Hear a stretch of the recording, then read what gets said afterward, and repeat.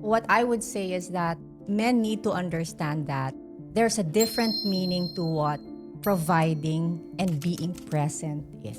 Because before, financial ang providing right? So that's now providing the mental support, emotional support, and the presence. The presence is not just physically being there, but like what you said, being involved.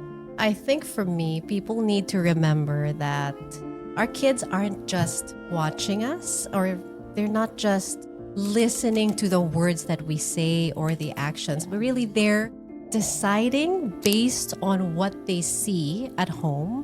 They are making a decision about themselves and about what they can be allowed to become. My hope is that men become a little bit more open and sensitive to the emotional and mental, the impact that they have to the emotional and mental well-being of any child.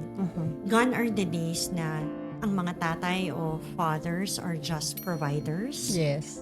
Gone are the days that they're just disciplinarians. Yun lang, di ba? So I hope men realize na yung impact nila is way, way more, way deeper than just providing discipline. Episode 6. When we started, we were like, Episode 1. ganun ba? Ganun naman sa pagpalambak. No, usually 0.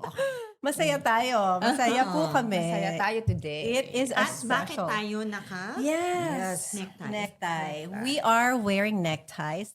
This is our homage. Yes. We are honoring our fathers and husbands. And really, I know that a necktie is not necessarily just for men, clearly, but Right. this is, I think, one of the strongest symbols, at least for us. At saka gusto lang namin ng ibang fashion statement. Yun talaga, guys. Gumawa lang kami ng excuse. Gumawa lang kami. But my necktie is my husband's. Yes, see? Kita niyo po yan, my bike. Kasi Oo nga, no? mahilig siya mag-bicycle. Yeah, very Yes. well bikes. Yeah. Okay. So what are we gonna talk about today? That is what we're going to talk about today. It is the month of June. June is the month we celebrate fathers, fatherhood. Yep. And so that is the episode for today. Today we will be talking about the men who shape us. It's a very special episode for the three of us. Yes. May tissue ba tayo dito? May mga tissue. But Touchy na subject. yes. Bakit ang aga pa? Gumaganyan ka na sa Wala pa Parang- nga. Parang gumagano. Tingin lang naman ako. Huwag kang ano dyan. Okay. No, but I'll say that I think I'm coming to this from a different perspective than the two of you. My dad, I was fortunate, I would say. I grew up, my dad's presence was there, very steady through everything. And so I had the full experience of a very steady fatherhood and that relationship. So that's where I'm coming from. But I know that not everyone is coming from that perspective. That's why this episode is so important and exciting for the three of us. On that note, ready na ba tayo? Ready ka na naman, Parang ah? mga iyakan. Oo nga, bakit ganun? Parang feeling ko nung Mother's Day, iba yung vibe. Today, iba din yung vibe. Parang masyado kang melancholy today. Ako, oo. Oo. Kasi nag-ano ako nag-internalize Internalize. at saka nag-reflect. Yeah. Mainly because when you asked that question earlier, right, I was thinking through my early childhood ulit. magsimula na tayo dyan. dyan.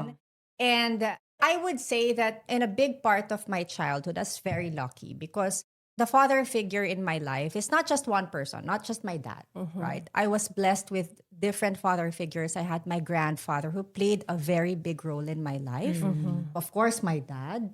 And then I also had my uncles. Ganyan. So in terms of, the how steady, you are very lucky that there was steadiness in your childhood because mine, I had to be flexible, I had to adjust, but there was also someone who kept it steady. Kasi my dad worked overseas for a big part of my childhood. So there was yung I missed him and then, but in all that, I had a grandfather who kept me steady. Yeah. Diba? So, yung dalawang experiences na yon was quite different because when my dad came home also, it was like a constant trying to make up for lost time. Okay, teka, pause. Yes. Nako, ang mga kwento na para, okay.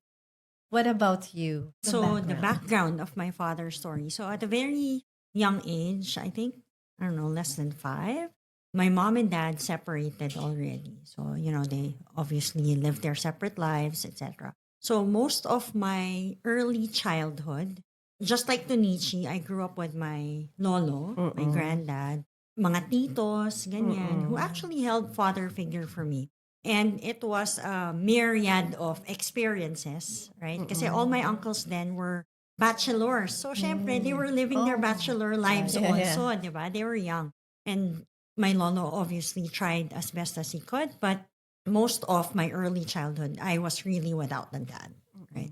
Until later on, a bit later on in my life, I was fortunate enough to have been blessed with a second dad. So I have a stepfather who saw me from very early teenage years, I'd say, or siguro ba, even a little before that pa, who grew up with me in my most transitional, di ba? Yung phase na yun, teenage, etc.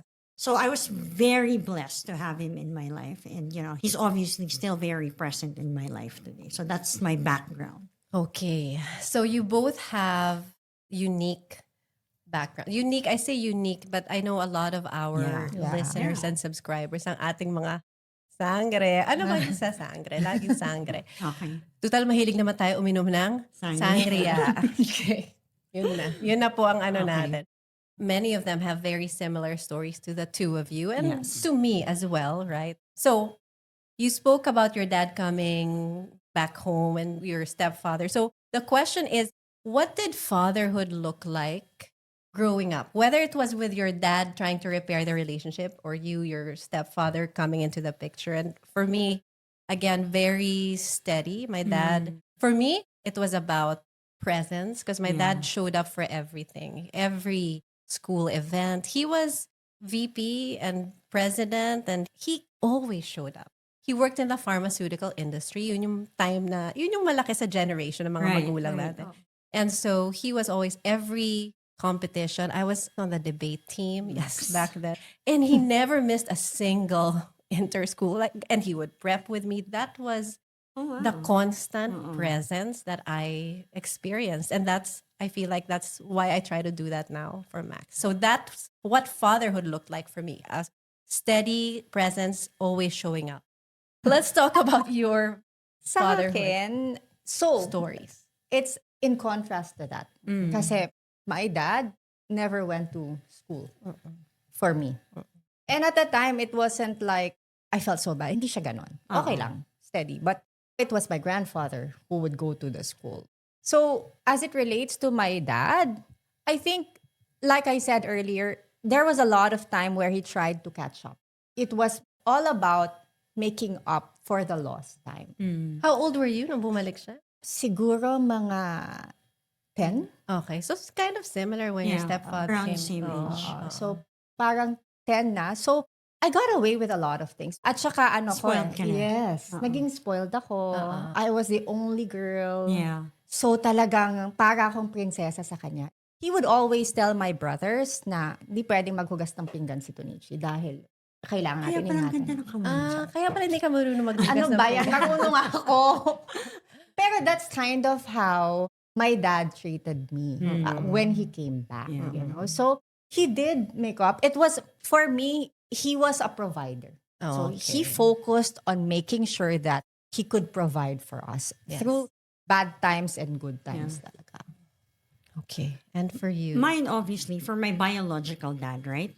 That fatherhood meant absence. Kasi he was really never there. I was very young when he left.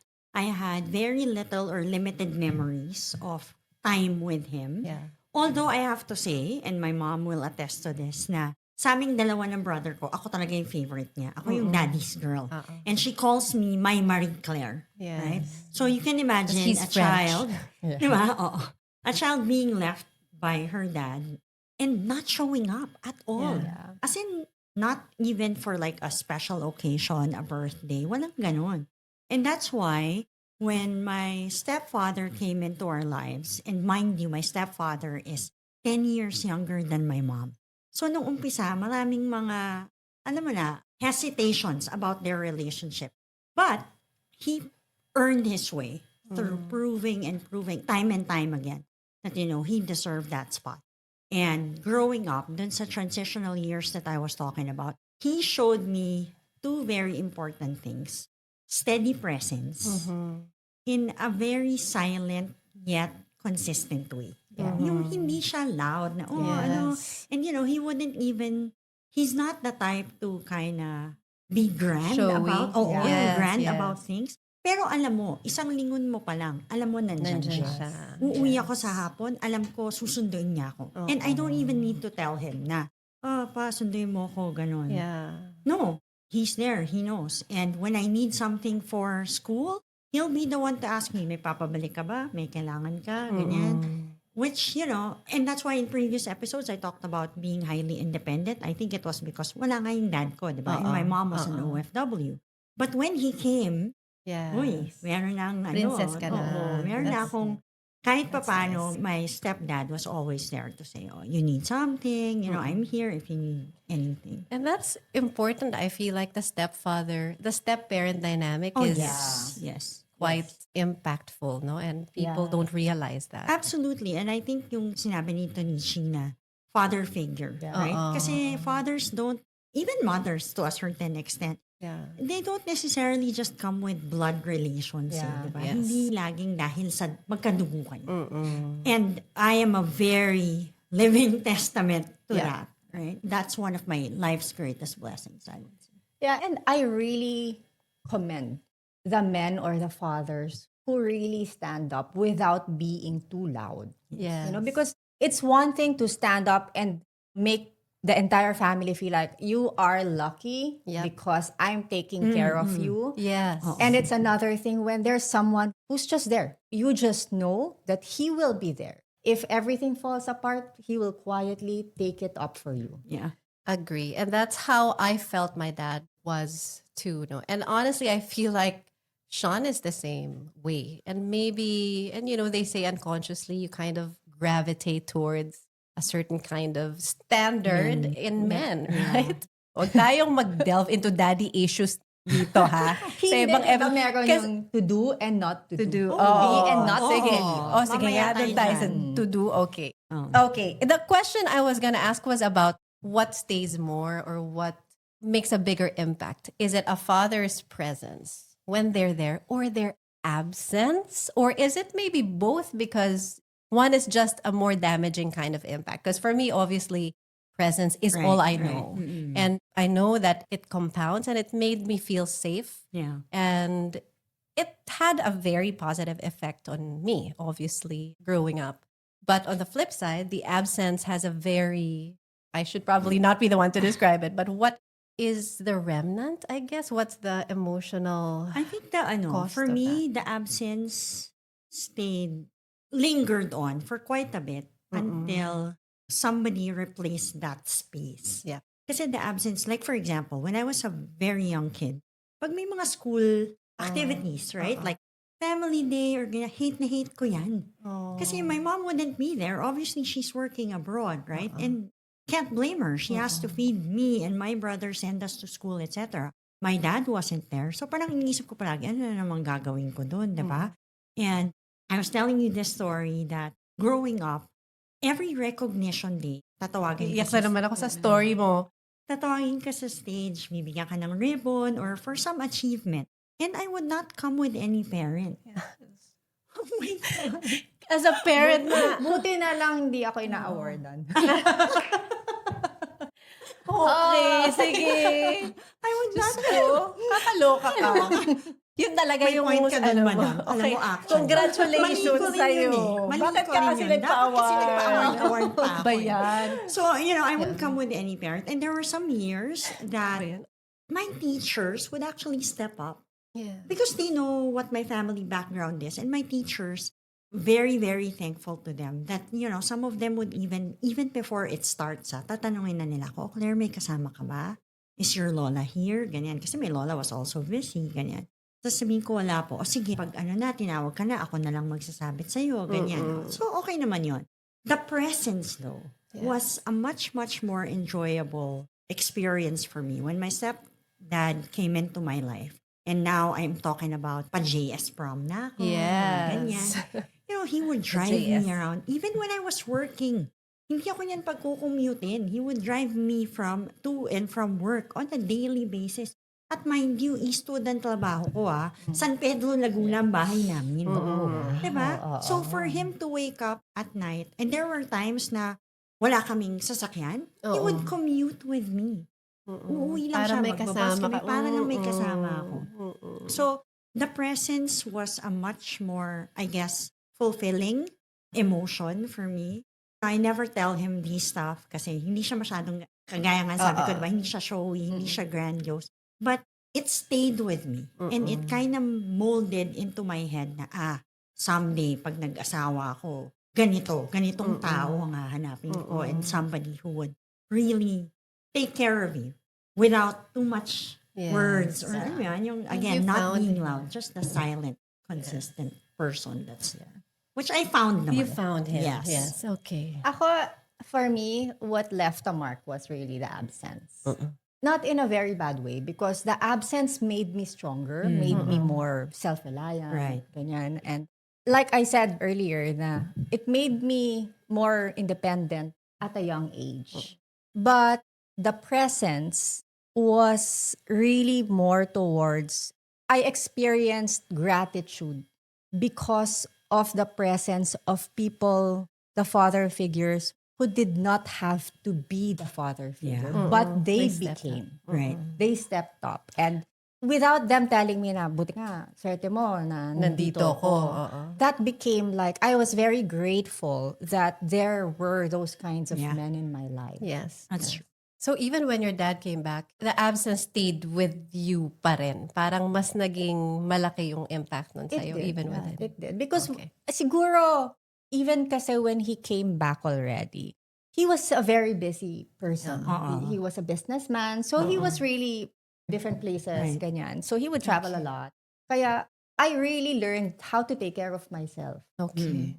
So speaking of learning, was there anything that your fathers taught you without necessarily sitting you down to teach you that specific thing? No? Walang lesson na naganap. But, Walang lecture. Walang lecture, oo. Walang PowerPoint or Canva. Okay. Ikaw, feeling ko ang laki ng influence ng dad mo sa Yes, you're very skills correct. and capabilities. Skills and capabilities, mo. yes. No, it's funny because growing up, people would say, I didn't like being told that I looked like my dad. I don't know if that's a thing with girls. Yeah. Because even Max is like that. Kahit na hindi kami magkamukha. Ay, kasi siguro pag bata kay mismo, ay lalaki siya Oo. diba? Yeah. So, are you telling me mo akong lalaki? Diba? But I really took a lot from my dad. My dad is the person who instilled in me a big part of who I am. I think my personality, my confidence in myself. My dad is very much who I am now. Like he could be called to talk to any group of people But was there and he'll ever be a time na comfortable. naisip mo, I don't want to be like my dad? You know what? no? Parang hindi. Hindi, no? Hindi. Kasi he oo. was always there, kahit na busy siya. Yes, and we would have discussions like in the car, pag nung hinahatid niya ako sa school, in college, no to Ateneo, from Parañaque, ang haba ng drive namin. Ang dami niyang tinuturo sa akin, and I really looked forward to those conversations. So I learned a lot from him, the presence, how to hold a room, like all of those things. That's what my dad was, talking to people, connecting with people, and he was funny. So all of that, I think I got that from my dad. And that's because he was such a big part of my life. And I think that's so critical, so very important to molding who I am. So what did your fathers teach you? Ako, my dad taught me yung pagiging kuripot ko. Pero wait lang, maganda. In a good way. In a good way. Yung pagiging kuripot ko at saka resilience. Kasi my dad, super galante siya. So we would go through constant ups and downs. One day, talagang luxury lahat. And then the next day, it will... Tipid. Oo, tipid. Tipid. Yeah. And that was an experience. While I enjoyed the part where yung super Obviously, luxury, syempre. diba? I didn't like the fact na 1 minute ang tingin ng classmates mo, ang dami mong pera. Kinabukasan, titipid ka. Pero, It mattered back pero then. sabihin ko, Ay, oo. diet lang po ako. Oo, sa ganung Right? age, parang, ay, hinuhusgahan ka ba? Yung lunchbox mo, ano pencil case mo? Right? Ganun? Oh, diba? Pero, resilience. He taught me resilience because in all of that, kasi magaling magsalita yung daddy ko. You know, he is very charming. So, he was like a really top-notch businessman. And then the next minute, he went through difficult times. He became a taxi driver of his own cab. And then, he met somebody, another businessman. Balik na naman sa ano. So, nakita ko yung moment where he drove a cab. Bilib na bilib ako sa kanya nun. Kasi from living in La Vista, tapos one day, he's driving a cab. Hirap gawin nun Ang hirap sikmurahin nun. Pero nakita ko, dun ko din na-realize na, okay lang. Kung meron kang skill, gamitin mo, diba? So, back again. And then, he made it again. So, those two things, I think, yung pagkakuripot ko is a result of not wanting to be that up and down. I want it always steady lang. Kuripot. Grabe naman Yung yun. kuripot talagang, okay. Kasi Frugality. trademark ko yun eh. Oo, Frugality. medyo nga. Medyo. Diyos ko. Papa taught me two things. Number one is steadiness. Stability. Yung palagi siyang nandun. Come hell or high water, I can tell you, he will be there. Sa akin, ano yun, very important. Kasi nga siguro dahil coming from a background of being abandoned as a child, right? And mind you, for many, many years, hanggang ngayon, ang address namin ay yun pa din. Yet my dad never came back. My biological dad never came back. So sa akin, napakahalaga nung lesson that I will never leave. I'm just here, right? And that builds a lot of trust. Yung ability to trust people again. That's the first lesson that I learned from him. The second is humor. Sobrang nakakatawa yung stepdad ko. He's very funny. And I love how he makes light of very serious situation. Ang nanay ko po ay Virgo. So, syempre, lahat sa kanya ay yes. diba? And, you know, she doesn't make light of a lot of stuff. And just like me, because we are both Virgos. Virgos. Ano kami, very Capricorn. 5 steps Others, forward. yes. Diba? Problema ko na yung problema ng Ay, iba, ng true. kapitbahay, ng Ay, ninong, totoo ng yan. ninang, ganon. Totoo. Yet my stepdad taught me na hindi naman kailangan lahat seryosohin. And you will go through life's up and downs so much better and easier if you try to lighten it up. And yung humor na yun, especially pag yung nanay ko mainit yung ulo, saves a whole lot of chaos at home, di ba? So kami lahat magkakapatid, bagay mo si Papa. Do you think if he hadn't come into your life, you'd be very serious and ano? Yeah. Kasi diba but you're so funny now. So, buti na lang talaga. Buti na lang dumating Buti siya. na lang talaga. Feeling ko, dahil sa kanya, natuto akong tumawa, magpatawa. Talaga. Diba? I felt like that is a very welcome na introduction in my life and in my brother's life when he came in.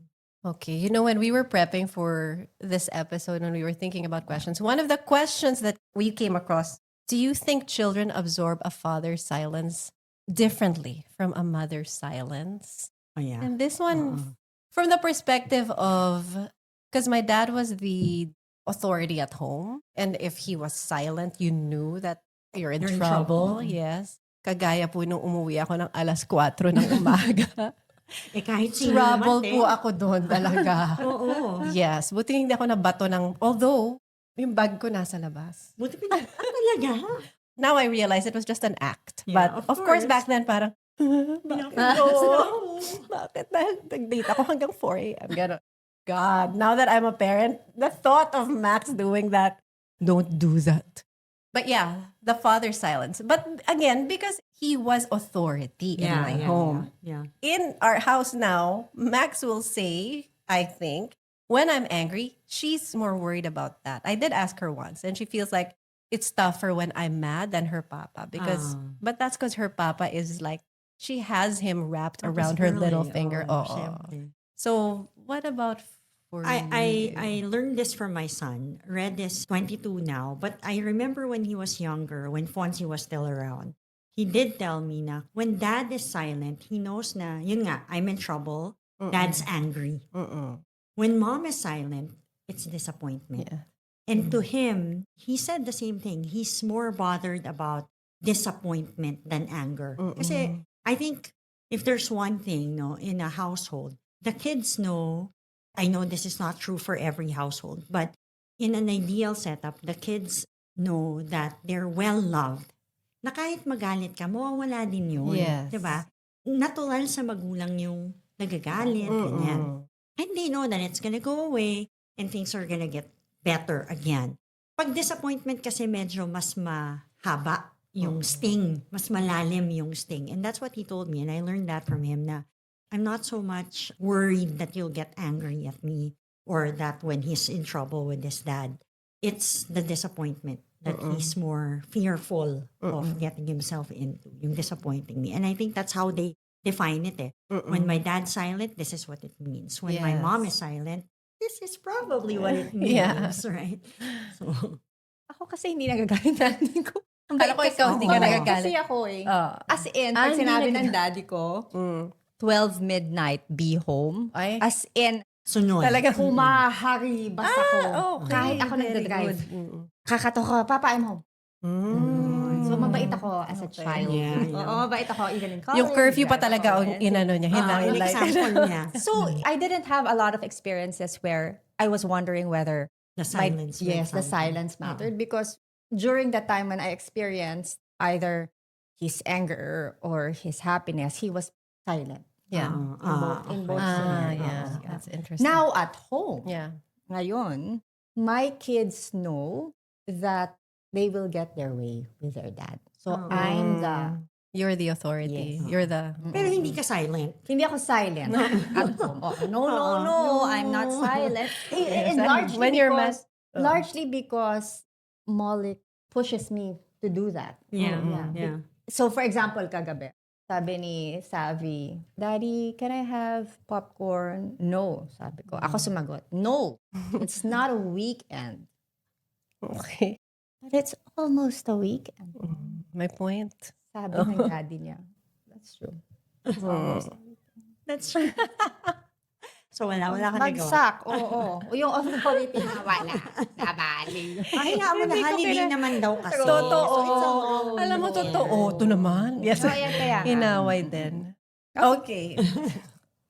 Let's spend some time now on a topic that a lot of our listeners and our 230 subscribers can relate to. 250 na sila. 250. Okay, thank you po. Thank you. This is about being both mom and dad. Okay.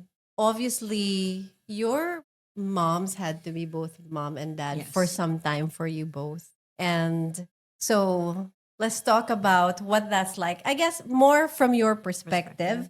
What do you think? And again, these are questions I don't have a lot of inputs into, no? But having played both mom and dad or having seen your mom play that role, which part is heaviest? Heaviest. Kasi tatlo po yung bibigay ko choices. Kasi kung dalawa, heavier lang. I know. Grammar. Meron siyang grammatical lecture. Heaviest. Providing for your family, protecting, feeling like you need to keep them safe all the time, Right. or never being able to fully fall apart because you're the only one that's your kids are relying on.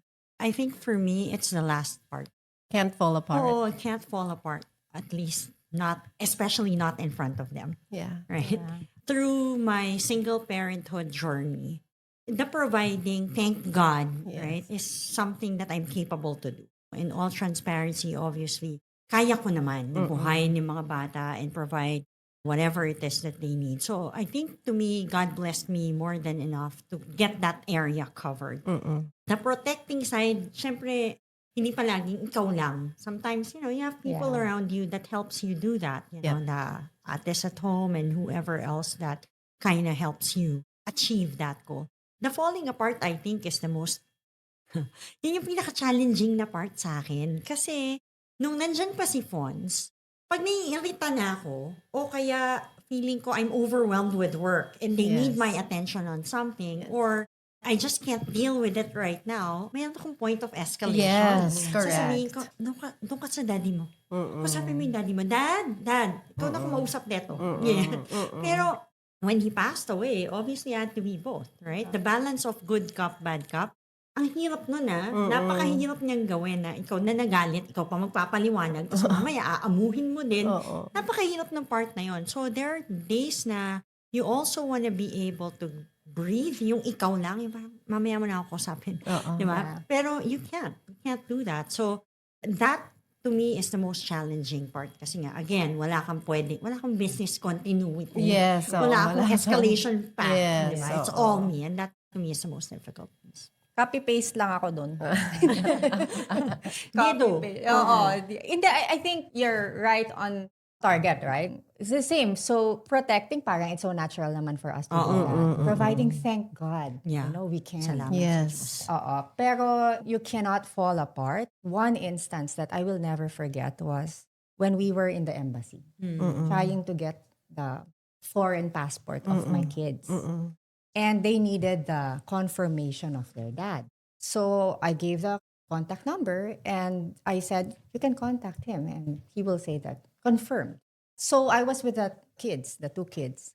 When they came back, they said, we talked to him. And I'm like, thank God. And he said he's not gonna vet it. So no passport. And they were about to go to another country to study. Right. And they needed that passport. So that moment I was with them, yun yung literal tumulo na lang yung luha ko. Kasi humagulgul silang dalawa. And I did not know what to say. Yes. Right? Like, I did not expect that. But I had to say, okay, calm down. We'll figure this out. We'll be able to get. So let's go. So, but every time I think about it, and that my kids had to go through that. Ako, forget me. Yeah. But my kids had to go through that. Parang, Maiyak oo, ako. naiyak ako eh. That was unthinkable. Yeah. To me, that was unthinkable. So I had to get it together, get out with pride, Yes. Yeah. and say, we'll be right back. Yes. In a Wait for different me. channel. We'll be here in 3 months. Yeah.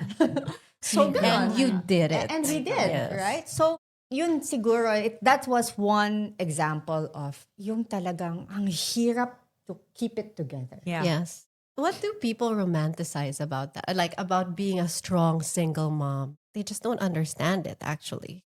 That picture of the strong single mom. Yeah. The typical persona is Galing strong. mo. Oo. Superhero cape ka. Oo. Di ba? Super mom ka. Ganyan. Yes. I think the strength, the courage, Yeah. yung Yes. tapang is overly romanticized. Right. Yes. Pero sa totoong buhay po, wala lang kaming choice. Yes.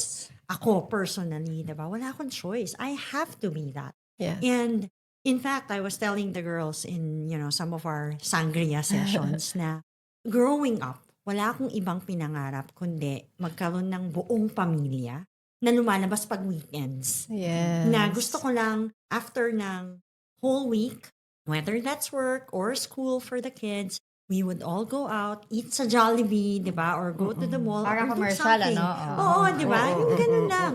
Naingit ako sa mga kapitbahay namin na nagagawa nila yun. So that was my dream growing up. And that meant a lot to me nung nag-asawa When na you had ako. it. Oo, di ba? But God obviously had other plans and I had to live a single parenthood after Fonzie passed away. So yung overly romanticized na ang tapang mo, Oo. ang lakas mo, di ba? Oo. Kasi po wala akong choice. Hindi ko po ito pinangarap, di ba? And if I had my choice, I would give everything I have to not be living this life. And not just for me, but for my children, for my kids. Yes, of course. The same. I think, hindi ko to ginusto. Diba? Wala ka naman choice eh. Hindi ko to ginusto maging strong, diba? Wala ka naman choice. So, Gusto ko queen. Oo, gusto ko Oo, queen. ayoko ng knight. Diyos Diba? ko. Oh, pero Ayan, queen ka na. queen na ako ngayon. Queen ka na. Queen ka na. O, punta tayo dyan. Thank you. Punta tayo dyan sa queendom, yes. Marami akong alam dito. May sagot. So, speaking about that, you are a queen now. Reyna-reynahan po siya. Renahan lang. Hindi yung... Because we have partners that are husbands that we can rely on. What is the difference between having between helping someone who helps versus someone who shares the load? Do you differentiate between these two? Ako kasi, I do think that helping is in my mind, it's like it's optional. Like you could choose to help or not help. But Yeah. sharing the load means you don't opt in or out. Yeah. You Yeah. are in there, whatever it is, right? And that is, for me, irreplaceable pagdating sa what your husband or your wife can give you. The knowledge that and when you're going through something difficult, somebody's got your back. When you can't decide about something, you can talk to someone. And for me, my husband, yes, husband, love you. He anticipates. I know that he anticipates if I'm going to go through something Yeah. difficult, he'll offer and he'll do stuff. And sometimes nahihiya ako, yung may feeling ako na I'm a bit of, Masyado kang masyadong prinsesa. prinsesa, Oo. oo, ganon. But I think that he likes doing that too Yeah. because he gives me that feeling of safety. Kasi The same bago thing daw. I saw from my dad. Oh, Baka daw magbratita ka. baka Kaya- daw. Hindi, Nagbabratita pa rin ako. Okay lang sa kanya yun. What about you? Helping or sharing the load? Yes. Ako, kasi my husband is just like I said kanina, di ba? Quietly there. Yes. All the time. Yeah. I don't even need to tell him that I need something. He will quietly tell me, well, if you need it, it's here. Yeah. And at home kasi, there are things that I'm better at. Yes. And there are things that he's really good Yeah. at. Yes. So, Absolutely. dun sa mga skills and talents na alam Ay, namin true. na dun, wag ka nang makialam dito, ako Oo. dito. Dun yung helping na, Yes, okay, yes. wait, medyo mahirap, can you help me here? Yeah. But otherwise, I think yung sharing is very natural. Right. You just know that he's got you. And And your That's kids the best feeling. Yes. know that. Yes. That's important. So because they important. will see na, okay, wow, dad's got mom. Yes. Absolutely. I think that's a very powerful thing. Yung alam nila na, okay, ganun pala dapat. That's the Yes. example. Oo. Right? Yes. Max is seeing that from Sean and same with, Clara and Savvy with Molek. I think growing up, yun yung sinasabi ko kanina, the absence of that. Yes. Diba na, ay, kawawa naman yung mommy ko, siya namang isa. Oo. Right? Oo. So far, naiyak tayo ng konti. Ako pa naiyak sa inyong dalawa eh. Oo nga eh. We talked about your fathers and the impact that they made.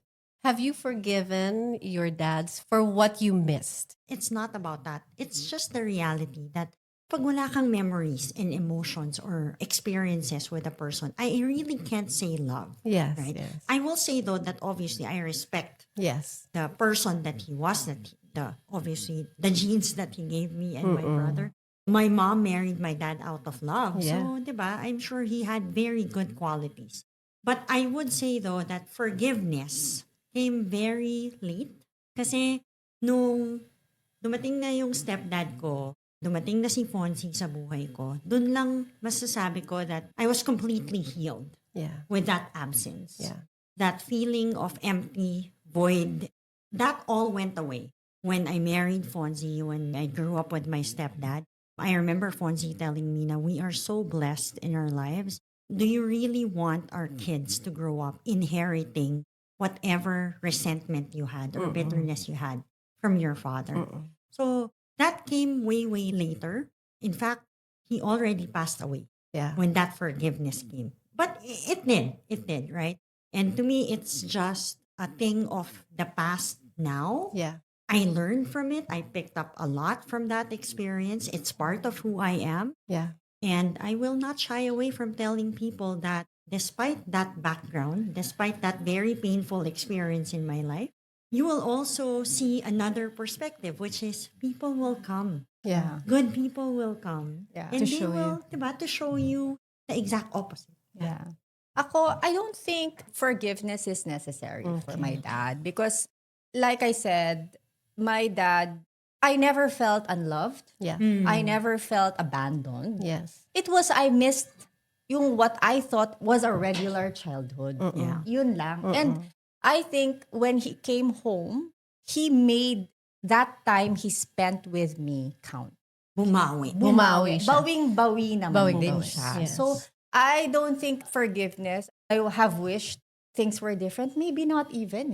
You know, maybe I wish I spent a little bit more time with him as a child. But Yeah. otherwise, I felt loved. That's It's good. Let's end with our last question. What do you wish more men understood about the emotional impact of fatherhood? I think for me, people need to remember that our kids aren't just watching us, or they're not just listening to the words that we say or the actions, but really they're deciding based on what they see at home. They're making a decision about themselves and about what they can be allowed to become. I can say from my dad, every time, kunyari may competition, every time I win, I remember his face like he's so happy. But when I don't win, I remember he's still happy. Yeah. And that taught me, okay, that's okay then. I don't have to win all the time Right. to be myself, to be who I am. And the confidence that I have, knowing I can get far, that came from my dad. And now with Sean, I feel like he's doing the same with Max because he shows her how much more valuable she is beyond her looks or what she has. And the way that he treats me as well, I think is showing Max what you need to Yeah. expect. That's setting a bar for her. And I really wished a lot of men, more men understand that you make an incredible amount of impact, especially on girl dads. And I'm just saying this because I'm a girl and I have a girl. So girl dads, fliz. Similar to Lara's point, I think my hope is that men become a little bit more open and sensitive to the emotional and mental, the impact that they have to the emotional and mental well-being of any child. Gone are the days na ang mga tatay o fathers are just providers. Yes. Gone are the days that they're just disciplinarians. Yun lang, di ba? Yung meron tayong picture in our head that the dads will hold the stick and will get everybody in line, right? The reality is they have a far more reaching impact than that in the lives of their children. And while I have had the unfortunate experience of my dad's absence, I saw that the opposite of that in my stepdad's steady presence, Fonzie's involvement in our children Yep. when they were growing up, gaano siya ka-involved, right? And that's why even now that Fonzie's passed away, my kids are growing up without their father, but those solid 10 years for Red, 5 years with Riley, they've never questioned yung confidence nila.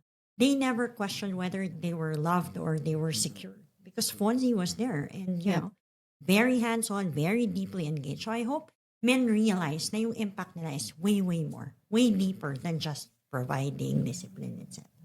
And that's a good point because men need to understand that there's a different meaning to what providing and being present is. That's Because before, financial ang providing right? So that's now providing the mental support, the emotional support, and the presence. The presence is not just physically being there, but like what you said, being involved. Especially at a time where there's a lot of social media, there's a lot of things that we can do, but being present and being involved with our children. My husband is so good at that. Yes. So mahaba siyang mag-coach. So, but I think reminding these men that we need to take that providing and being present in a different kind of light now. And on that note, We will close. happy Father's Day. Happy Father's Day. Happy Father's Day to all the men who have shaped Yes. us and who continue to shape us. And True. lahat. So men, women, Men, and, LGBTQ, yes. fathers and Absolutely. father figures. everybody Yes, who plays that role. Yes. Thank you to you. We love you. We honor you. And we want to thank a few I people. want to thank a few people for this beautiful space. Thank you very much, KMC Solutions, for providing us our space for today. Yes. And that thank you to everybody for sitting with us through this conversation today.